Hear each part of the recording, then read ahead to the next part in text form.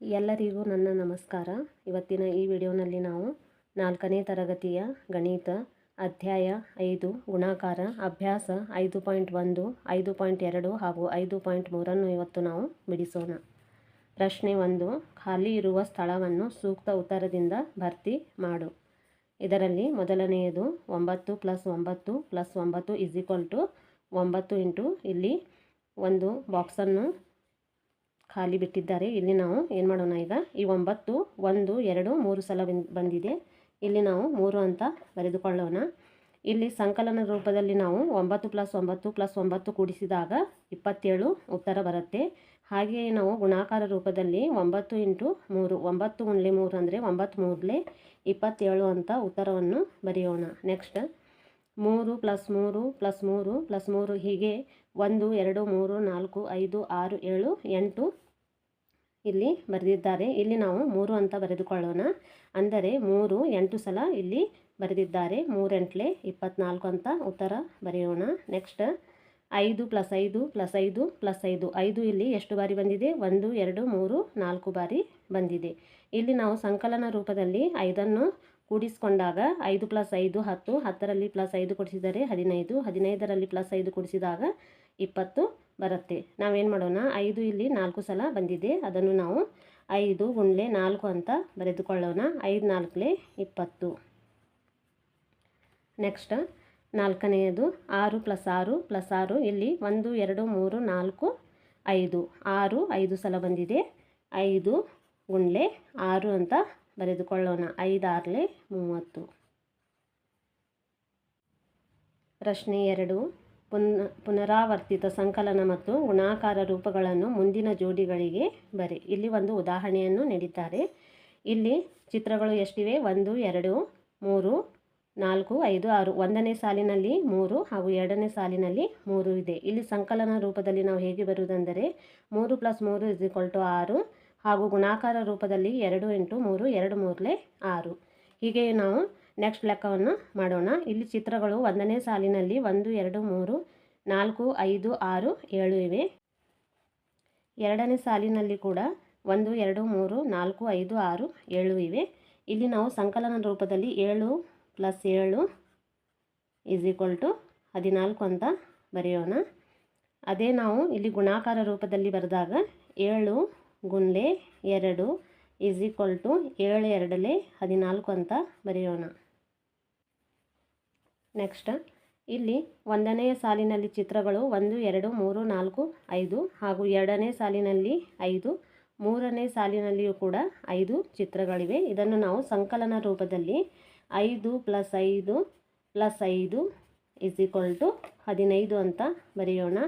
ಇದೇ ನಾವು ಗುಣಾಕಾರ ರೂಪದಲ್ಲಿ ಬರೆದಾಗ 5 × 3 ಅಂದರೆ ಒಂದೊಂದು ಸಾಲಿನಲ್ಲಿ 5 ಇವೆ. ಅದನ್ನು ನಾನು 5 ಅಂತ ಬರೆದುಕೊಂಡಿದ್ದೇನೆ. ಸಾಲುಗಳು ಎಷ್ಟಿವೆ? 1 2 3. ಅದನ್ನು ನಾವು ಇಲ್ಲಿ 3 ಅಂತ ಬರೆಯೋಣ.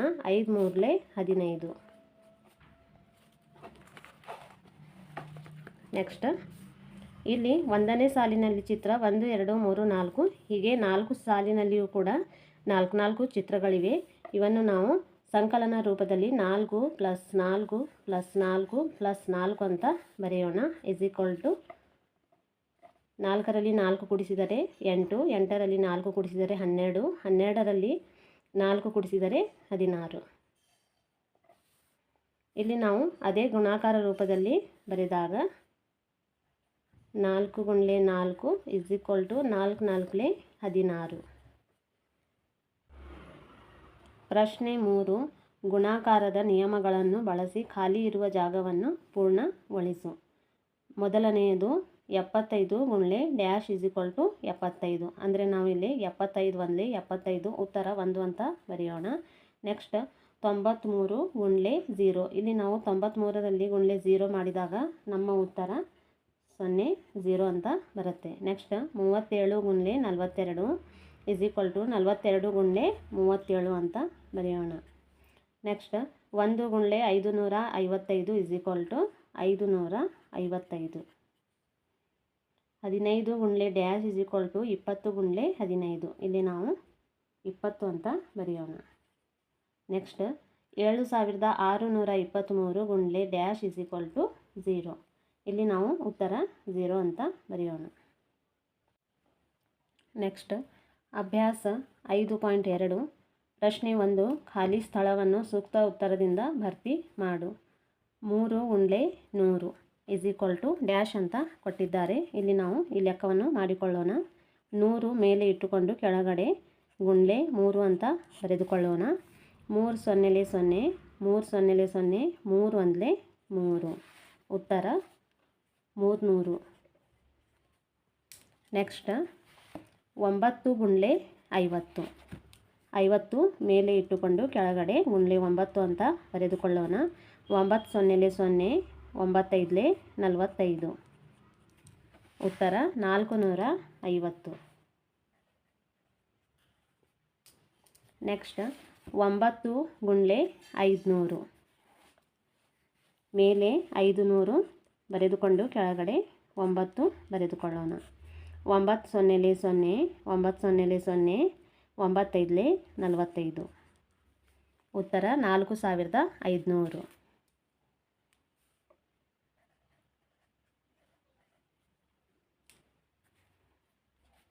ನೆಕ್ಸ್ಟ್ 7 ಗುಂಡ್ಲೆ 400 400 ಮೇಲೆ ಬರೆದುಕೊಂಡು ಕೆಳಗಡೆ 7 ಬರೆದುಕೊಳ್ಳೋಣ. 7 0 0 7 0 0 7 4 28 ಉತ್ತರ 2800.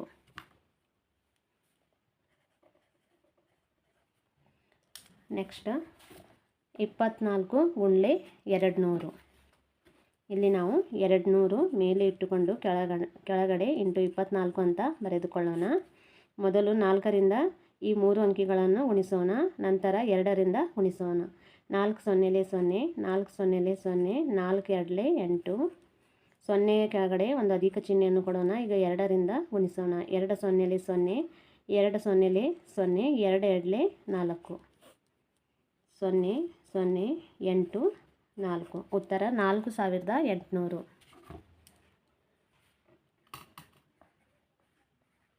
ನೆಕ್ಸ್ಟ್ 2 ಗುಂಡ್ಲೆ 3000 ಇಲ್ಲಿ ನಾವು ಮೇಲೆ 3000 ಬರೆದುಕೊಂಡು ಕೆಳಗಡೆ ಇಂಟು 2 ಅಂತ ಬರೆದುಕೊಳ್ಳೋಣ. 2 0 0 2 0 0 2 0 0 2 3 6 ಉತ್ತರ 6000.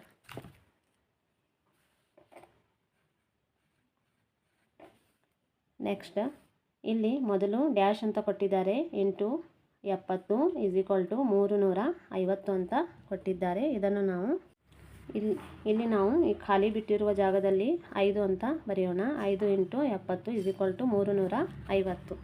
ಇದನ್ನು ನಾವು ಮೇಲೆ 70 ಬರೆದುಕೊಂಡು ಕೆಳಗಡೆ 5 ಅಂತ ಬರೆದುಕೊಳ್ಳೋಣ. 5 0 0 5 7 35 ಉತ್ತರ 350. ಆ ಖಾಲಿ ಬಿಟ್ಟಿರುವ ಜಾಗದಲ್ಲಿ ನಾವು 5 ಅಂತ ಬರೆಯೋಣ. ನೆಕ್ಸ್ಟ್ 20 ಗುಂಡ್ಲೆ 60 ಇಸ್ ಈಕ್ವಲ್ ಟು ಡ್ಯಾಶ್ 60 ಮೇಲೆ ಬರೆದುಕೊಳ್ಳೋಣ. ಕೆಳಗಡೆ ಇಂಟು 20 ಅಂತ ಬರೆದುಕೊಳ್ಳೋಣ. 0 0 0 0 6 0 0 ಕೆಳಗಡೆ ಒಂದು ಅಧಿಕ ಚಿಹ್ನೆಯನ್ನು ಕೊಡೋಣ. ಈಗ 2ರಿಂದ ಗುಣಿಸೋಣ. 2 0 0 2 6 12 ಉತ್ತರ 1200.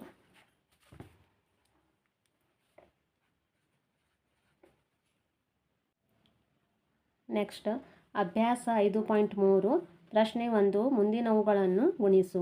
ಮೊದಲನೆಯದು 31 ಗುಂಡ್ಲೆ 4 ಇಲ್ಲಿ ನಾವು 4 1 4 ಅಂತ ಬರೆಯೋಣ. 4 3 12 ಉತ್ತರ 124. ನೆಕ್ಸ್ಟ್ 50 ಗುಂಡ್ಲೆ 3 3 0 0 3 5 15 ಉತ್ತರ 150. ನೆಕ್ಸ್ಟ್ 210 ಗುಂಡ್ಲೆ 40 ಇಲ್ಲಿ 0 0 0 0 1 0 0 2 0 0 ಕೆಳಗಡೆ ಒಂದು ಅಧಿಕ ಚಿಹ್ನೆಯನ್ನು ಕೊಡೋಣ. 4 0 0 4 1 4 4 2 8 ಇಲ್ಲಿ ಉತ್ತರ ಎಷ್ಟಾಗುತ್ತೆ? 0 0 4 8 8400. ನೆಕ್ಸ್ಟ್ 52 ಗುಂಡ್ಲೆ 22 ಇಲ್ಲಿ ನಾವು 52 ಗುಂಡ್ಲೆ 22 ಅಂತ ಬರೆದುಕೊಳ್ಳೋಣ. 2 2 4 2 5 10 ಇಲ್ಲಿ ಒಂದು ಅಧಿಕ ಚಿಹ್ನೆಯನ್ನು ಕೊಡೋಣ. 2 2 4, 2 5 10, 4 0ಯಲ್ಲಿ 4 ಕೂಡಿಸಿದರೆ 4, 1ರಲ್ಲಿ 0 ಕೂಡಿಸಿದರೆ 1 ಹಾಗೂ ಇದು 1. ಉತ್ತರ 1144.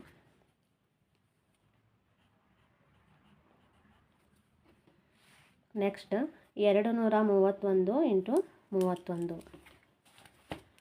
231 ಇಂಟು 31. 1 1 1, 1 3 3, 1 2 2, 3 1 3, 3 3 9, 3 2 6. 1 3ರಲ್ಲಿ 3 ಕೂಡಿಸಿದರೆ 6, 2ರಲ್ಲಿ 9 ಕೂಡಿಸಿದರೆ 11, ಮೇಲೆ ಒಂದು ಕೈಲ ಕೆಳಗಡೆ 1 ಬರೆದುಕೊಳ್ಳೋಣ. 6ರಲ್ಲಿ ಕೈಲ 1 ಸೇರಿಸಿದರೆ 7. ಉತ್ತರ 7161. ನೆಕ್ಸ್ಟ್ 102 ಗುಂಡ್ಲೆ 43.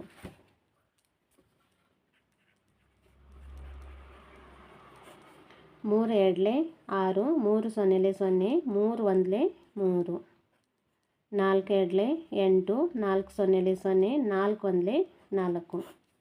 6 0ಯಲ್ಲಿ 8 ಕೂಡಿಸಿದರೆ 8, 3ರಲ್ಲಿ 0 ಕೂಡಿಸಿದರೆ 3 ಹಾಗೂ ಇದು 4. ಉತ್ತರ 4386.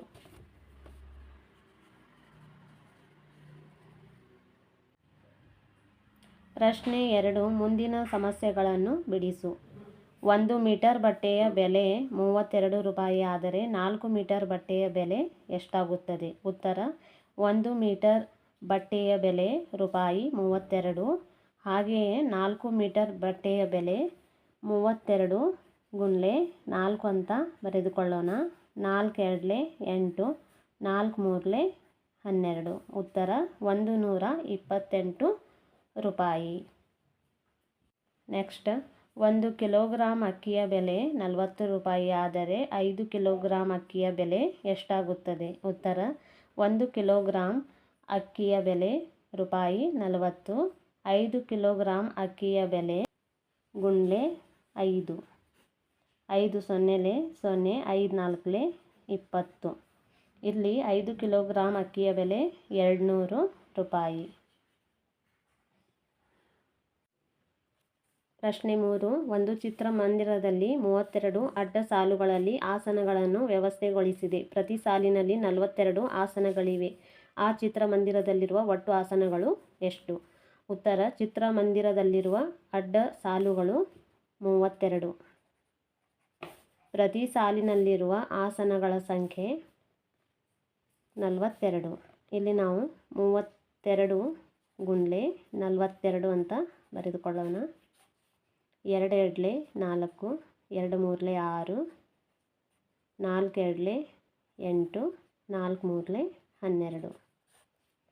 4 6ರಲ್ಲಿ 8 ಕೂಡಿಸಿದರೆ 14, ಮೇಲೆ ಒಂದು ಕೈಲ ಕೆಳಗಡೆ 4, 2ರಲ್ಲಿ ಕೈಲ 1 ಸೇರಿಸಿದರೆ 3 ಹಾಗೂ ಇದು 1.